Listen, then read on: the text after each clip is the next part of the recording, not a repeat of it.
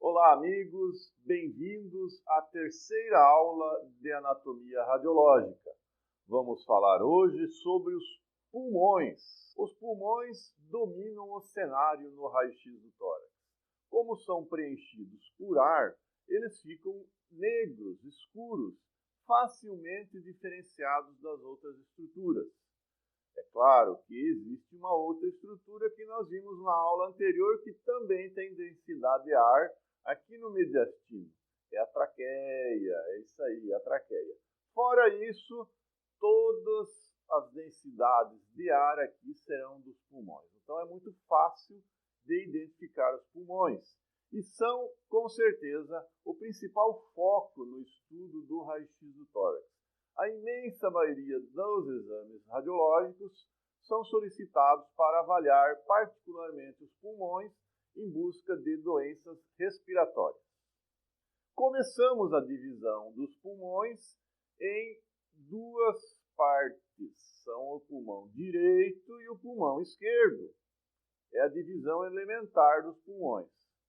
A partir daqui nós vamos segmentando cada vez mais.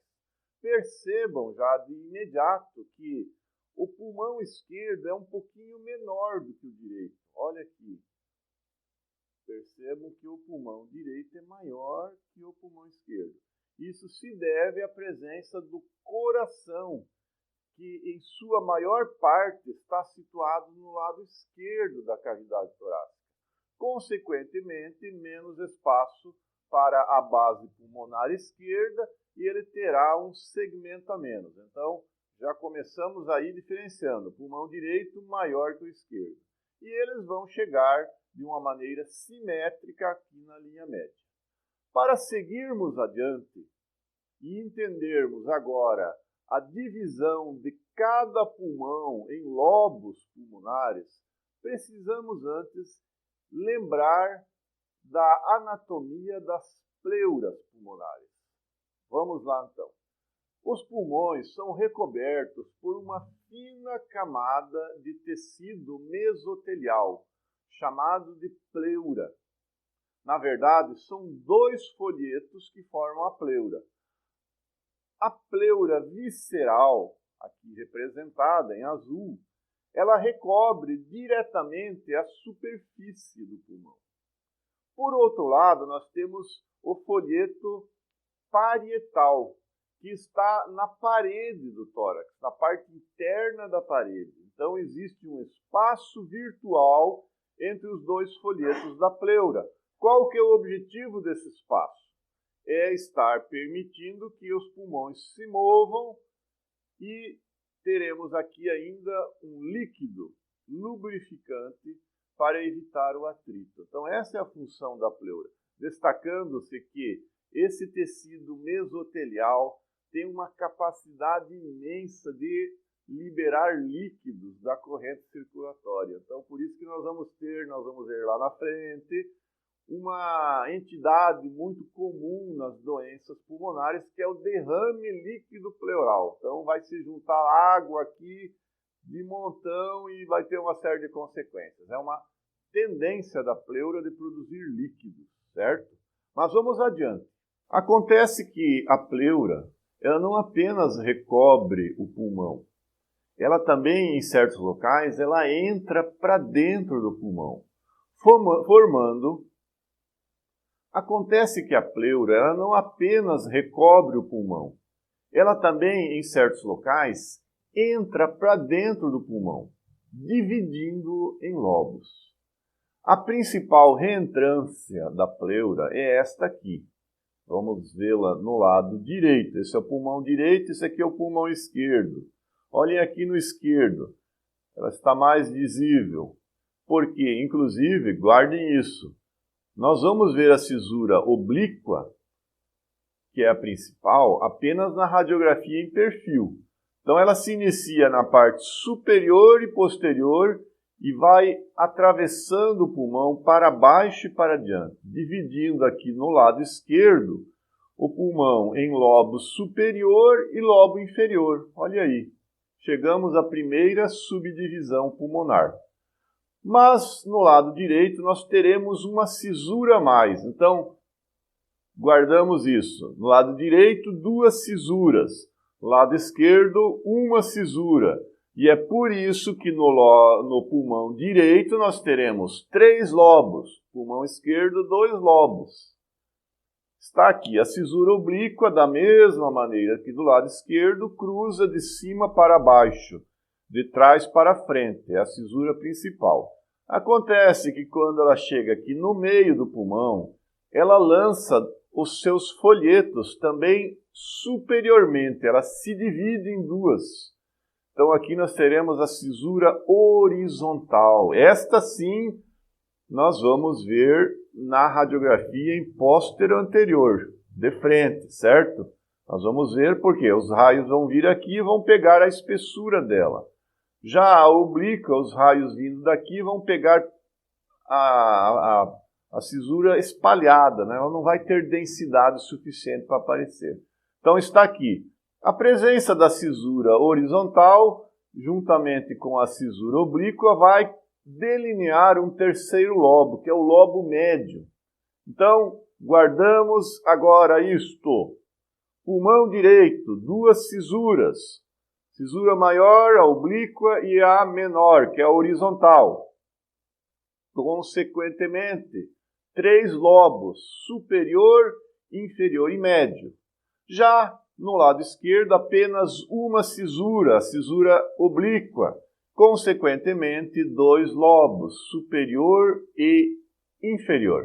Vamos voltar agora ao raio-x do tórax. Aqui as coisas não estão escritas, não estão representadas. Vale o nosso conhecimento, a nossa memória, o que nós estudamos. E muitas vezes, diga-se de passagem, na maioria das vezes, nós não vamos ver a cisura claramente. Mas nós sabemos que ela está naquele local. Quando nós analisamos este raio-x com o paciente de frente para nós sabemos, obviamente, a divisão original, básica dos pulmões, que é em direito e esquerdo. Mas somente uma cisura será visível, eventualmente, nesta radiografia, que é a cisura horizontal. Eu sei que ela cursa aqui nessa região, mas ainda não é o suficiente. Eu preciso da visão tridimensional para dar certeza dos lobos pulmonares. Então, na radiografia de frente, vamos ver apenas a cisura horizontal. Vamos então usar aquela que é a incidência ideal para analisar as cisuras oblíquas e que vão estar aparecendo eventualmente. Quando não aparece, eu já sei, porque eu estudei que a cisura começa aqui em cima, na região superior e posterior do pulmão, e vai descendo, descendo para baixo e para frente. Olha aqui, vai sair nessa região. E elas estão superpostas, a direita e a esquerda, elas estão mais ou menos no mesmo nível. Então, uma linha aqui já vai nos dar a noção das 2 cisuras oblíquas. E agora eu sei que o que está aqui para cima é lobo superior e aqui embaixo lobo inferior. Certo? Temos os lobos superiores e inferiores sendo delineados na radiografia em perfil. E o terceiro lobo, do lado direito, que é o lobo médio, agora nós temos facilidade de identificar. É só traçar uma linha aqui, a partir da metade da cisura oblíqua para frente, até o externo. E teremos aqui o lobo médio, isso só do lado direito. Simples, não é? Então, para entendermos a divisão pulmonar em lobos, nós temos que necessariamente conhecer a anatomia das cisuras, das reentrâncias pulmonares, que são, relembrando, 2 à direita, a oblíqua e a horizontal, e uma à esquerda, que é a oblíqua. Consequentemente, do lado direito temos 3 lobos, superior, médio e inferior. E do lado esquerdo, 2 lobos apenas, o superior e o inferior. Já sabemos agora que temos o pulmão direito, pulmão esquerdo. Pulmão direito, lobo superior, médio e inferior. Pulmão esquerdo, lobo superior e inferior. Mas as coisas vão além. Cada lobo agora tem suas próprias divisões. São os segmentos pulmonares. Então, são os segmentos pulmonares que dividem cada lobo em partes que têm uma anatomia também constante, característica e que nós vamos conhecer. Todavia, a função das cisuras aqui já fica bastante limitada. Nós temos agora sim que nos ater a um outro fator que nos permitirá identificar os segmentos. Nós sabemos que a árvore brônquica e a árvore arterial vascular dos pulmões, ela é constante e ela vai se dividindo conforme o lobo e depois conforme o segmento pulmonar. Então, quando nós estudamos anatomia dos pulmões, nós necessariamente precisamos também estudar a anatomia dos brônquios e das artérias. Porque cada segmento, cada lobo terá a sua estrutura broncovascular própria. Então, o brônquio vem, se divide, a artéria vem, se divide, também de forma constante. Quando nós chegamos do lado direito, o brônquio fonte, o brônquio principal, se divide em 2. Mas espera aí, são 3 lobos. É claro que tem um detalhe aqui. Para entendermos a segmentação pulmonar, o estudo dos segmentos e dos próprios lobos pulmonares, temos também que conhecer a anatomia daquelas estruturas que suprem cada segmento, cada lobo. São os brônquios que levam o ar e as artérias que levam o sangue. Elas também seguem essa anatomia de uma forma constante. E nós, no raio-x, muitas vezes vamos procurar essas estruturas para saber onde nós estamos, em qual segmento, em qual lobo pulmonar nós estamos. Essa divisão, essa sequência, ela tem uma constância praticamente em 100% dos exames. Então vejam só, a traqueia se divide em 2. O brônquio fonte direito, o brônquio fonte esquerdo, um para cada pulmão. Então é a mesma sequência que nós utilizamos, né? Pulmão direito, pulmão esquerdo. Agora vamos para os lobos. Opa, se divide em 2 aqui inicialmente o brônquio, mas são 3 lobos, então vamos entender por que isso. O primeiro ramo e superior é o brônquio do lobo superior. Então nós sabemos que esse brônquio é do lobo superior. E aqui ele se divide já nos segmentos. São 3 no lobo superior, não é? Vamos conhecer depois. E aqui está a chave do mistério. Antes de dividir-se nos brônquios lobares, necessariamente, que seria o médio e o inferior, temos um pequeno curso do brônquio chamado brônquio intermédio, que este sim, depois de alguns milímetros, vai se dividir em brônquio do lobo inferior e brônquio do lobo médio. Está aí a explicação. Da mesma maneira, a artéria. Vamos seguindo, artéria e brônquio, sempre a mesma coisa. E percebam aqui, quando o brônquio do lobo inferior chega aqui nessa região, se divide agora aqui em vários brônquios menores, que são os brônquios segmentares. No lado esquerdo não é diferente. O brônquio fonte vai se dividir também em 2 ramos. O brônquio lobar superior e o brônquio lobar inferior. Aqui sim, são 2 brônquios, 2 lobos apenas, Então são duas divisões. E as suas segmentações, cada uma para um segmento pulmonar que nós vamos conhecer agora. Olhem aí, minha gente, a coisa está ficando mais complexa. Está ficando mais complexo, mas não difícil.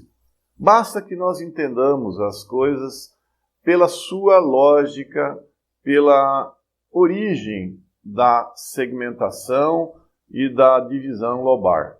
Então, nós vamos ver aqui o pulmão direito inicialmente, uma representação do pulmão direito. Nós podemos ver o pulmão de vários ângulos. Eu posso vê-lo de frente, de trás, de lado. Neste caso, nós escolhemos a imagem que vem de dentro para fora, ou seja, é uma imagem lateral vista a partir do hilo daqui para cá, certo? Que é uma divisão que nós consideramos bem representativa. Então, no lobo direito, nós vemos já de cara as cisuras, olha aqui. A cisura oblíqua vem e se continua aqui, certo? Então, eu já sei que tudo aqui é lobo inferior. E a cisura horizontal. Então, eu sei que isso aqui é o lobo médio e aqui em cima é o lobo superior. Então, lobo superior, médio e inferior. Tudo sabendo das cisuras. Agora, a segmentação. Então, guardem isso. O lobo superior é formado por 3 segmentos. Esse azulzinho aqui, que é o segmento anterior. O vermelhinho, que é o apical, que é o que fica mais alto, e o segmento posterior em verde. Então, o lobo superior do pulmão direito, formado por segmento anterior, apical, posterior. E o lobo médio. O lobo médio também é dividido em 2. O segmento lateral e o medial, que nós vamos ver melhor numa incidência de frente. Por outro lado, o lobo inferior é dividido em mais segmentos. Ele é maior e, portanto, tem mais divisões. Começamos aqui com o segmento superior, é a parte mais alta. Percebam como o segmento superior do lobo inferior está bem lá em cima, né? Está bem lá em cima. Então, nós não vamos ver necessariamente um borramento do pulmão aqui embaixo ou aqui em cima. Ele pode estar num outro lobo que nós não tenhamos assim a noção imediata, mas vejam que o segmento superior está bem alto. E aí vem os segmentos basilares, da base do lobo superior. Então ele se divide aqui em anterior, lateral, lateral posterior e medial. Tá? Então, para cada setor, um segmento. Anterior, lateral, medial, posterior. Anterior, lateral, medial, posterior. São as 4 partes, as 4 faces do pulmão, 4 segmentos. Mais o superior, 5 segmentos. Agora, o pulmão esquerdo. Mesma coisa, cisura oblíqua, achamos ela aqui, ó, começando lá em cima e posteriormente. Vem descendo e se continua aqui, ó, até sair aqui na frente. Então, tudo aqui para baixo é lobo inferior, tudo aqui para cima é lobo superior. E cada desses lobos tem as suas segmentações. Percebam, o lobo superior ele é formado pelo segmento maior, que é esse vermelho, chamado de ápico posterior. Aqui, aquilo que nós vimos lá no pulmão direito, se fundiu. O segmento apical se fundiu com o posterior. Então, nós temos apenas um segmento, o ápico posterior. E nós temos também o segmento anterior, que permanece aqui em azul. E aqui nós temos 2 segmentos extras, que na verdade seriam como o lobo médio lá do lado direito, só que não existe uma cisura separando, então não são lobos, são apenas segmentos. Mas eles são a contrarrazão do lobo médio. E os segmentos lingulares, então. Aqui nós teremos a chamada língula, é uma língua de pulmão, que também é dividida em segmentos superior e inferior. Vejam só que interessante isso. A língula, guardem isso, língula, equivale, para fins práticos, ao lobo médio lá no lado direito. E o resto é base, pulmão inferior, lobo inferior, também com o segmento superior aqui em cima e os segmentos basilares. Percebam que aqui nós não temos 4 segmentos na base, nós temos apenas 3.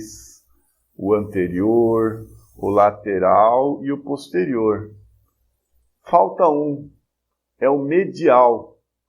Sim, porque nós temos lá o coração ocupando o espaço do medial. Então, por isso que o pulmão esquerdo é menor, né? Porque o coração ocupa esse espaço, então nós não temos o segmento medial do lobo inferior. Então, está aí, divisão segmentar. É preciso saber isso necessariamente para a boa interpretação do raio-x? Digamos que sim, porque quanto mais a gente sabe, mais nós vamos saber interpretar. Mas não necessariamente, não se estressem, porque isso aqui a gente acaba esquecendo, né? Com o passar das horas, dos dias. Mas não é fundamental. Mas está aqui, nós sabemos agora como esquematizar a divisão dos pulmões. E lembrando que às vezes nós vamos ser pegos de surpresa, porque existe ainda, para complicar tudo, as cissuras acessórias.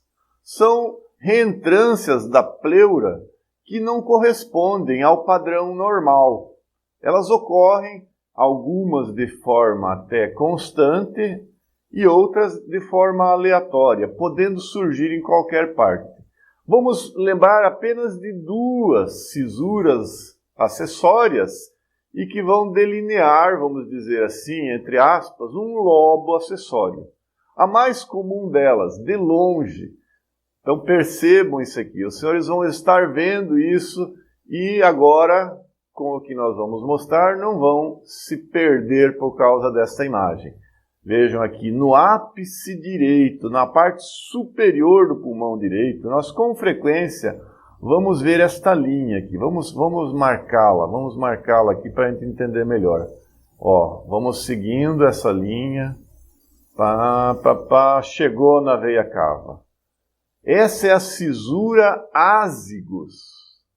Cisura ázigos, guarde. Por que ázigos? Ázigos, nós sabemos, é aquela veia, né? Que vem lá debaixo da região paravertebral, subindo em direção à veia cava superior. Então, o que acontece? Essa veia, ela faz uma curva, a hora que ela chega nessa altura, para entrar na veia cava. Só que às vezes ela esquece de fazer a curva e vai subindo, e vai fazer a curva lá em cima, na ponta do pulmão. E aí, quando ela começa a descer para a veia cava, ela puxa a pleura junto, trazendo-a e formando, então, uma cisura acessória. Não tem importância nenhuma, mas nós temos que saber até para não termos falsas interpretações. A cisura ázigos. E a segunda cisura acessória mais comum, mas de longe menos frequente que a ázigos, é a cisura acessória inferior. Ela ocorre aqui, vamos desenhá-la. Ela ocorre geralmente aqui, nessa região. Nós vamos ver uma linha de cisura, uma pleura, que se estende aqui da superfície do pulmão para cima até a região do hilo. É a cisura acessória inferior também, delineando um lobo, entre aspas, um lobo acessório inferior.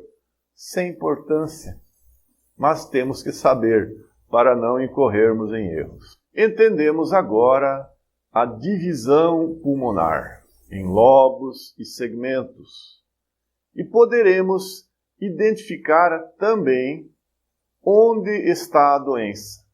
A pneumonia e outras situações vão estar agora sendo identificadas no lobo inferior, no segmento anterior. Teremos agora maior versatilidade na análise dos pulmões. E não se preocupem, porque ainda teremos uma ajuda extra para solucionar essa questão. É a própria doença. Espera aí, deixa eu explicar. A cisura, ela não está ali apenas para nos ajudar a dividir os pulmões, lobo inferior, lobo inferior. Não, ela tem uma outra função importantíssima, que é a contenção da doença. É claro, olha como é importante isso. Se uma pneumonia se inicia no lobo superior, a cisura será uma forma de impedir que aquela doença se propague imediatamente para o lobo inferior. Ela contém a doença. Então, essa é uma função importante. E com frequência, as pneumonias vão estar contidas pela cisura, sendo plenamente delineadas. Olhem essa radiografia aqui, por exemplo. Percebam isso aqui, ó. Isso aqui é uma pneumonia, certo? É uma opacificação. Vamos aprender tudo isso aí lá na frente. É uma opacificação do pulmão. Então aqui, essa parte do pulmão está cheia de líquidos. Então ela fica mais densa, mais clara, em contraste com o pulmão normal. Percebam que esta divisão aqui, esse contraste, ele é bem delineado. Então isso aqui não é ao acaso, é porque aqui existe uma cisura. Existe uma cisura aqui, que está contendo a doença. Ela está contendo. E eu sei que é a cisura horizontal, né? Mas eu ainda não posso garantir se ela está no lobo inferior ou no lobo médio. Para isso eu preciso do perfil, a terceira dimensão. Olhem aqui que legal, pessoal. Olha como é fácil. Está aqui. Agora eu sei que ela está no lobo médio. Por quê? No perfil eu delineio claramente aqui a cisura oblíqua e aqui a cisura horizontal. Então a pneumonia está no lobo médio. Pneumonia do lobo médio. Então, a própria doença me dá com clareza as margens do segmento do lobo pulmonar, porque a cisura com frequência contém a doença. E sabendo das cisuras, da sua localização, desta anatomia que nós estudamos, nós facilmente saberemos agora que a doença está em tal local. Um outro exemplo aqui. Nessa radiografia em perfil, nós vemos duas opacificações aqui, ó. Uma aqui e uma outra aqui, certo? Sabendo da anatomia, das cisuras, eu posso com certeza afirmar que esta opacificação está no lobo inferior, porque eu vejo aqui a linha da cisura oblíqua. Então, para cá tudo é inferior. E essa está no superior. Pela localização anterior, eu sei que isso aqui é língula. Língula. Certo? Vejam como é fácil. Basta conhecermos as cisuras, olharmos em 3 dimensões e nós poderemos dizer exatamente onde está a doença. É claro que nem sempre é assim. Em boa parte dos casos, a pneumonia é muito extensa, ela é multifocal, nós vamos conhecer tudo esses padrões lá na frente. E nós não teremos essa clara divisão lobar ou segmentar. Então, minha gente, dá trabalho interpretar um raio-x, né? Tem que achar o segmento, o lobo. Mas não se preocupem, na prática as coisas são um pouco diferentes. Porque em tudo nós temos que ser práticos. Ao analisarmos um raio-x, muitas vezes nós teremos dificuldades, por vários motivos, de identificar exatamente o lobo ou o segmento. E na maioria das vezes isso não tem tanta importância, porque o tratamento não vai mudar muito. É claro que outros fatores estão em jogo. A extensão do acometimento pulmonar é importante, a área, mas também os dados clínicos, como o estado geral do paciente e a própria pressão de oxigênio, né, arterial. Então, tudo isso vai pesar na balança na forma do tratamento. De forma geral, vou dar aqui um macete, fiquem tranquilos, vou dar aqui o macete. De forma geral, e principalmente quando nós temos apenas uma radiografia de frente, nós dividimos de forma grosseira o pulmão em 3 segmentos, certo? Então, lá no laudo do radiologista, com frequência, os senhores vão ver opacificações alveolares nos campos basais do pulmão direito, nos campos médios do pulmão esquerdo. Ou seja, nós não entramos nesse detalhismo, em qual lobo, em qual segmento. Quando nós falamos nos campos médios, ele pode estar eventualmente no próprio lobo inferior, na língula ou no lobo superior. Mas, naquela interpretação, para fins práticos, eu digo campos médios.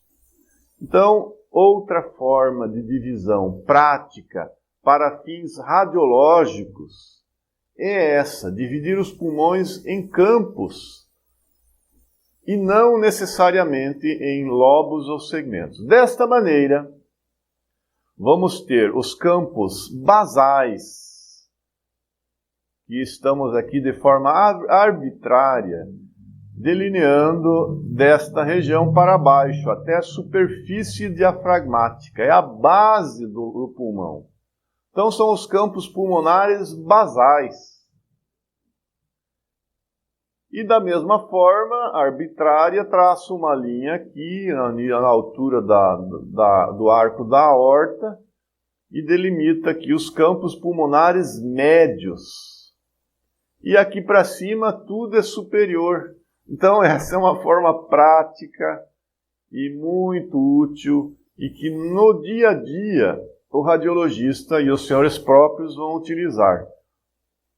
Campos basais, médios e superiores. E aí você vai dizer, mas e o ápice pulmonar? É tudo a mesma coisa? O ápice do pulmão, que é muito utilizado, isso, o ápice, a parte mais superior, é a mesma que os campos superiores? Não. O ápice pulmonar se refere àquela pontinha do pulmão que fica acima da clavícula. Está vendo a clavícula aqui? Então, o ápice pulmonar, ele está aqui, dos dois lados. Isso aqui é ápice. Aqui é campos superiores, inclusive abrangendo os ápices. Não vamos fazer esse erro de interpretação e chamar essa região aqui de ápice, não é? Então, essa é a divisão prática, dividir o pulmão em campos pulmonares. Não tira a validade de tudo que nós aprendemos. É importante também, em determinados momentos, dependendo da situação, nós vamos ter que obrigatoriamente saber o lobo e o segmento. Mas, no dia a dia, no feijão com arroz, vamos dividir os pulmões em 3 campos, superior, médio e inferior. E já estaremos resolvendo a situação. É isso aí então, pessoal. Agora entendemos a anatomia radiológica dos pulmões. Numa das próximas aulas, que os senhores vão identificar como a aula do sinal da silhueta, nós vamos relembrar muito do que nós falamos aqui hoje. E vamos ter, neste sinal da silhueta, um auxiliar importante na identificação do lobo e do segmento pulmonar doente. Então, vai ser uma aula que vai complementar muitas coisas que nós vimos aqui hoje, mas sem entendermos o que nós vimos hoje, essa aula seria inútil. Então, podem ir lá depois e estar complementando essa aula aqui com a aula do sinal da silhueta.